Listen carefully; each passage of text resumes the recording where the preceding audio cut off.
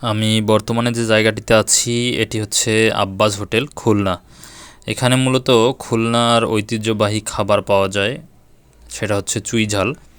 খুলনায় আসবেন আর চুই ঝাল খাবেন না এটি এরকম মানুষ খুব কম আছে। তো এখানে এটার বিশেষত্ব হচ্ছে তারা গামলায় করে মাংস নিয়ে আসে এবং আপনার পছন্দ মতো আপনার যেটা পছন্দ হবে আপনাকে দেখাবে যে আপনার কোনটা দরকার। আপনি যে মাংসর পিসটা বলবেন যে আমাকে এটা দেন, সেই মাংসর পিসটা আপনাকে দেবে। অনেক সুন্দর তাদের রেসিপি এবং চুই ঝাল, মানে খুলনায় আসবেন চুই ঝাল খাবেন না এটা খুব কম আছে। সবাই খুলনায় আসলে খুলনার ঐতিহ্যবাহী খাবার চুই ঝাল খায়। তো আব্বাস হোটেল মোটামুটি খুলনার মধ্যে একটি জনপ্রিয় হোটেল। এখানে চুই ঝালটা অনেক সুন্দর, ভালো লেগেছে খেতে, আপনারা চাইলে খেতে পারেন। তো খুলনার এটা একটা ঐতিহ্যবাহী খাবার, যারা খুলনায় ঘুরতে যান তারা সবাই মোটামুটি এটা